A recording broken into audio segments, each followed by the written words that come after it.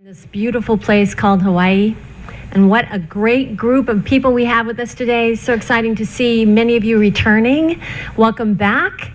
And now let's say together our affirmation for the month of November. With joy and gratitude, I embrace all of God's good. I am grateful. So let's all stand together and sing the Faith Rivera Stand Together song.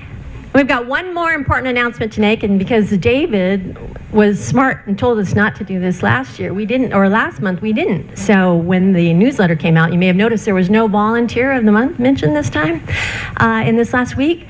And so it's going to be a surprise for this person. She does so many wonderful things for our church. We are so blessed to have this woman in our congregation, to consider her a sister. She does the bill paying. She does the books. She brings the coffee. She arranges the chairs. She gets in touch with people in advance. She just goes on and on and on. The list is too numerous. We could take the whole rest of the service to acknowledge her. So Mrs. Diana Fisher, if you would come up here. Woo! We got her!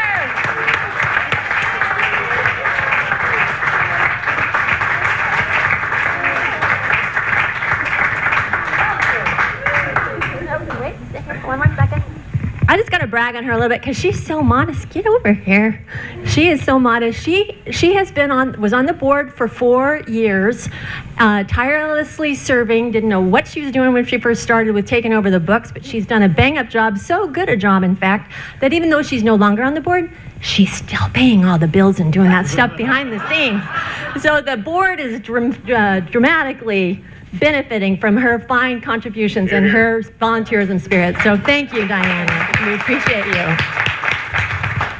All right, the daily word for today is grace.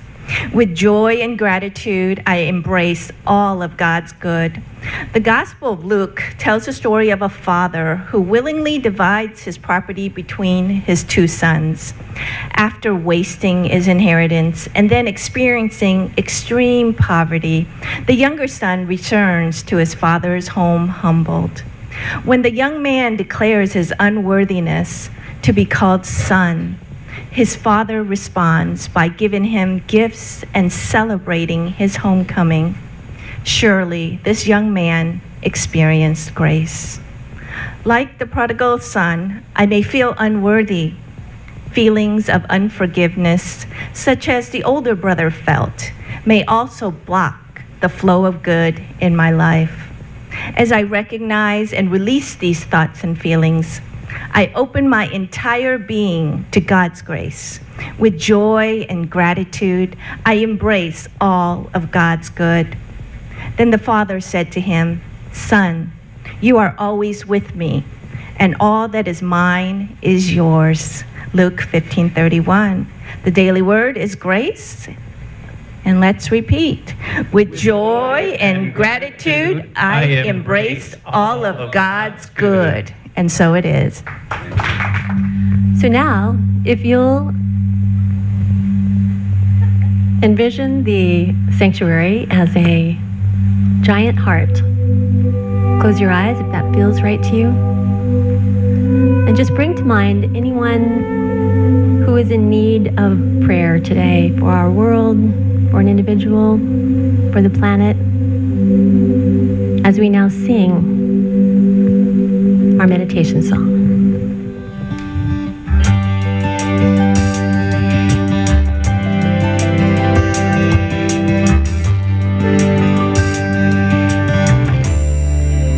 Every breath, there's a choice to make. Every thought is another opportunity to shine. Be a light for all to see. The choice is mine to manifest a destiny so divine and full of possibility. It's plain to see. It's up to me. I will choose love. I will choose kindness. I will choose peace in every word I say. I will choose love. I will choose honor. See the divine in everything that comes my way. Each and every day, I will choose love. Love is a river that flows through you and me. Love, let it guide your steps, heal your heart and set you free.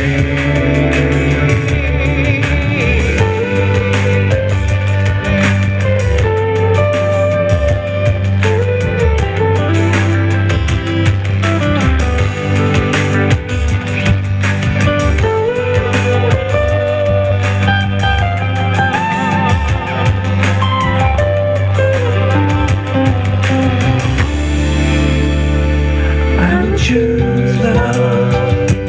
I will choose kindness. I will choose peace in every word I say. I will choose love. I will choose honor. See the divine in everything that comes my way. Each and every day, I will choose love.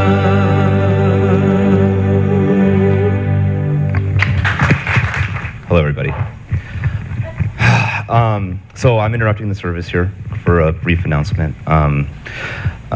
Usually I talk to you as board president about things that are happy, things that are going on with the service, but I need to report to everybody that Rev Deb's health has taken a turn for the worse.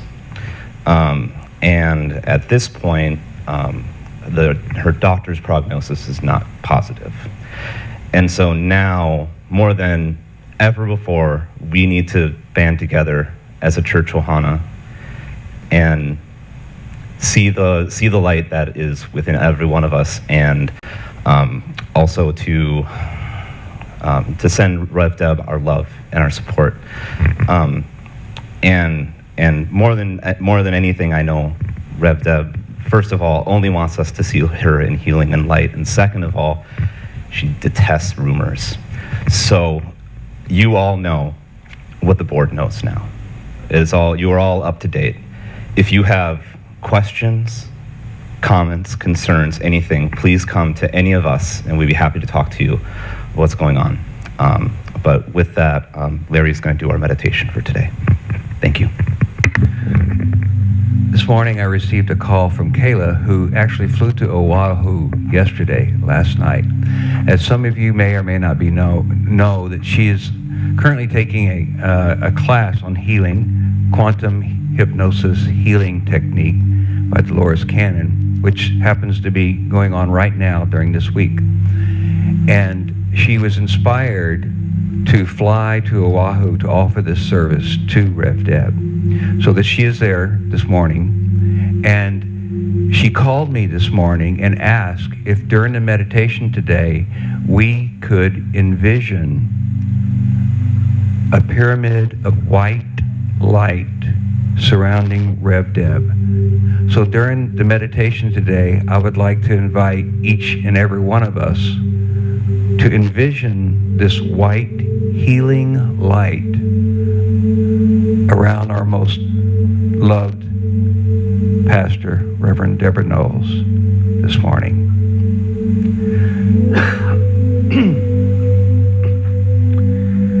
Heavenly Father,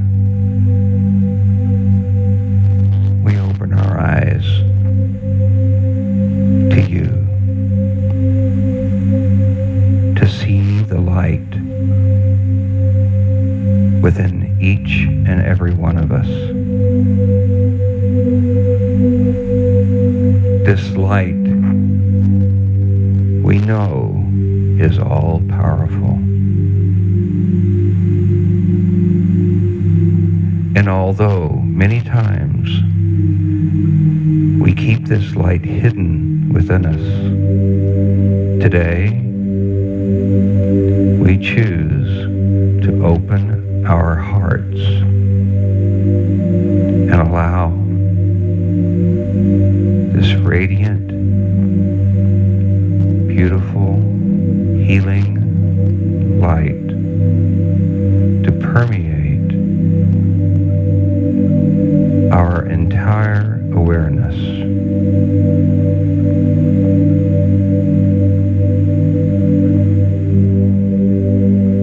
We see it enveloping this room.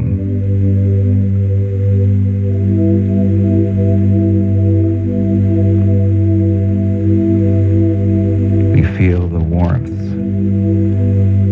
of this light encompassing all that we are.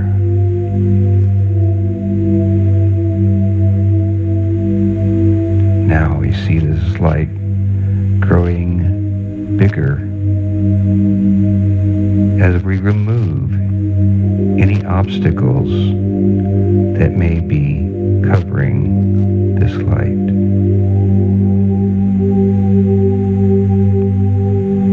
And now we see that it completely engulfs the entire town of Kona.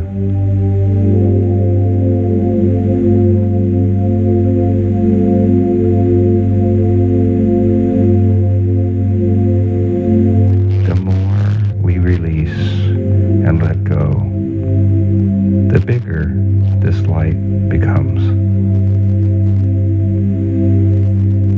It now surrounds the entire island of Hawaii.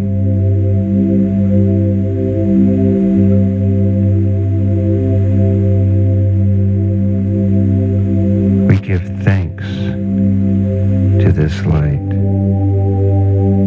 and as we do, we let go and we release.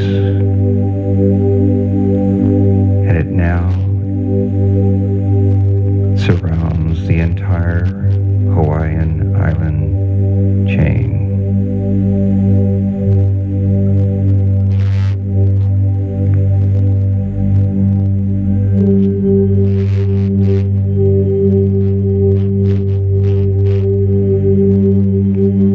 Turning our attention now towards Rev Deb.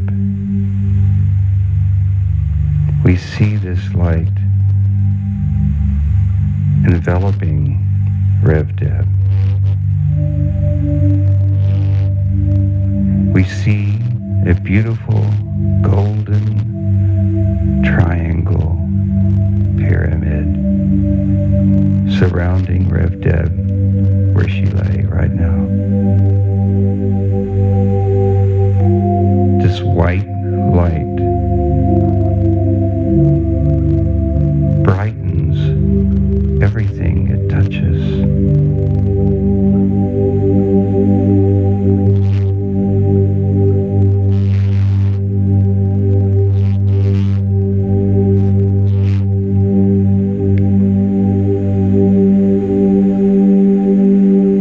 We feel the love that we all share.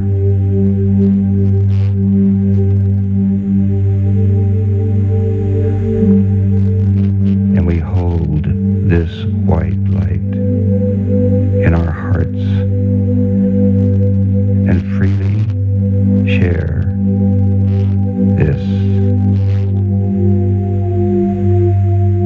with Rev Deb.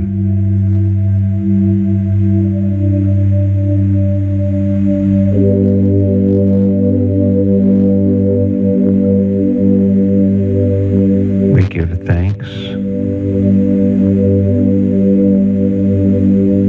for all of the gifts that have been given us. And we recognize that in this world, nothing is permanent except for the love we all share.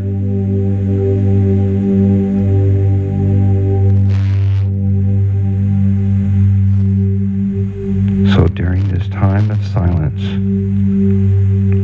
we recognize the more we give, the more we see.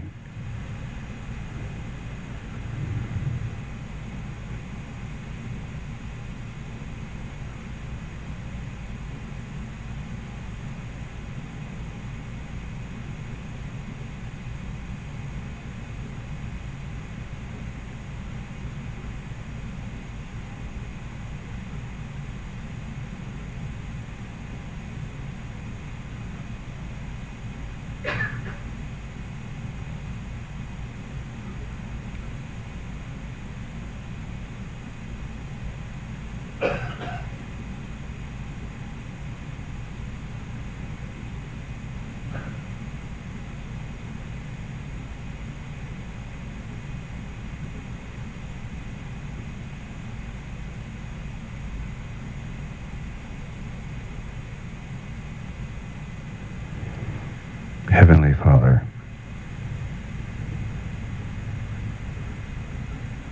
we thank you for the gift of life. You, who are everything, have given us everything.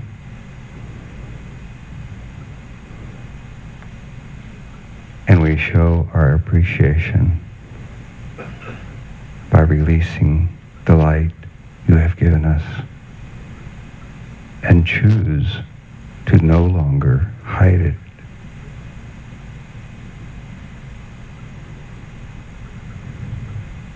Amen.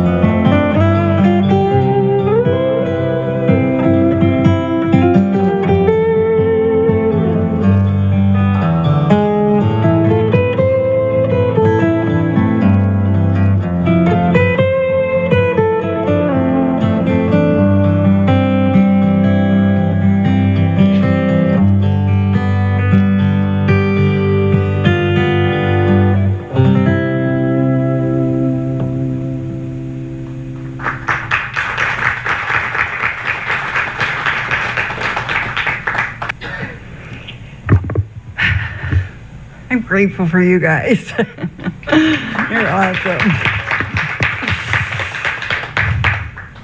Isn't it nice to get a thank you note in the mail? You know, we don't get very many anymore because people just don't do it. We text our thank yous or we email our thank yous, but it's fun, isn't it, to get a thank you note in the mail?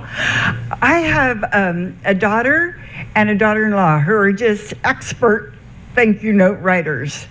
And, you know, if I would send them a red dress, they wouldn't send me a note back and say, thank you for the red dress, love, Christy. No, they wouldn't do that. They would say, oh, the red dress, I love it. Oh, and I've got the perfect jewelry for it, and I wore it Saturday night, and I got so many compliments. Oh, thank you, thank you, thank you. That's the kind of notes I would get from those two gals.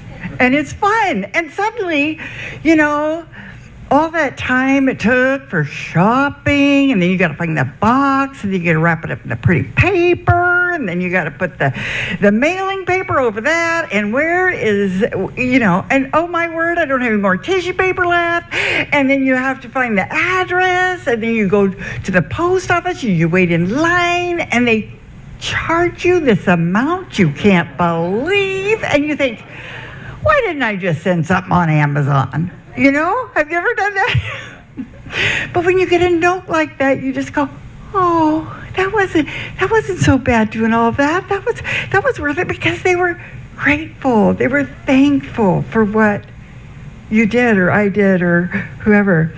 You know, Jesus really believed in being thankful, our way shower. And then there's a great thank you story in Luke 17:11 through 19. And it tells a story of Jesus was walking towards Jerusalem. And he wasn't quite to the gates of Jerusalem yet to go in. And there was some lepers who were far distant, and they saw him, and apparently they recognized him and had known that he had done a lot of miracles and healed a lot of people, because they started yelling at him, and they started saying, Jesus, Master, have pity upon us. Well, I would be yelling too if I was a leper back then, or even not too long ago, even in the Hawaiian Islands, terrible things happened to lepers.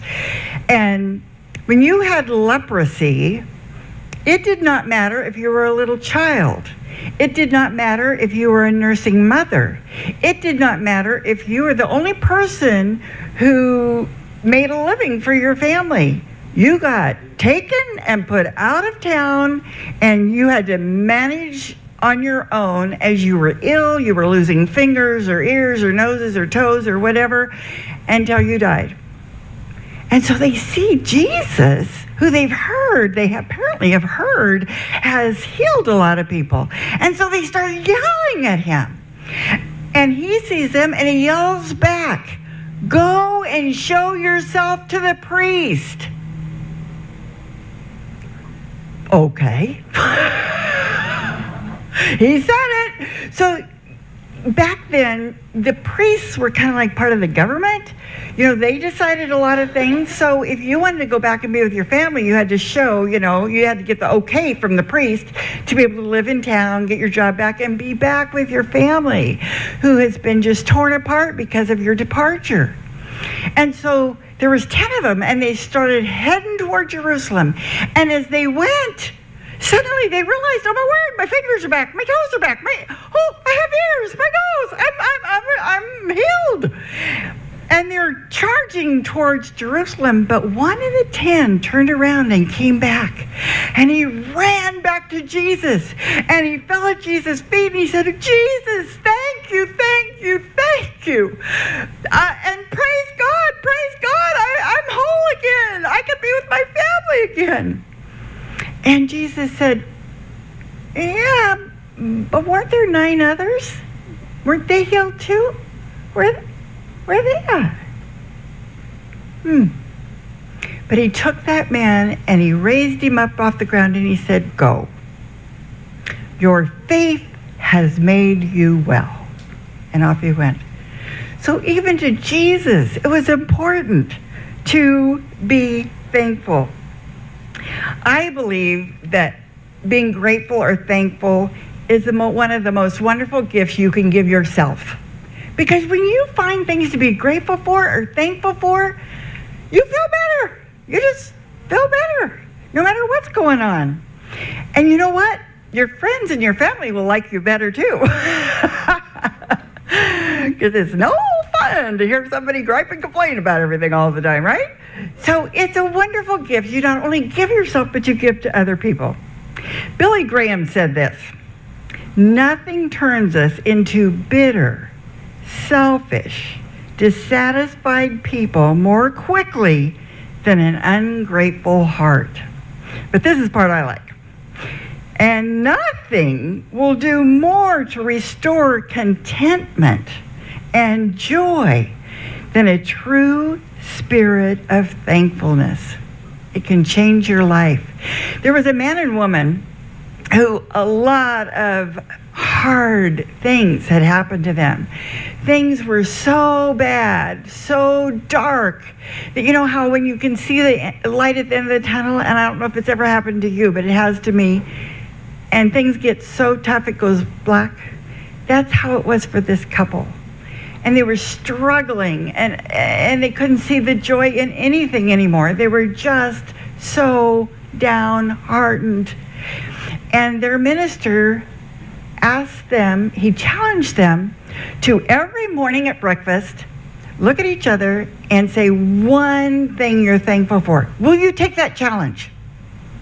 And I mean, they were desperate. You know how awful it feels to be bitter and unhappy and angry and negative? You know, it feels awful on the inside. So they said, yes, we'll take the challenge. So the first morning they get up, they sit at the breakfast table, and they look at each other and they think, oh boy, we got to think of something to be thankful for.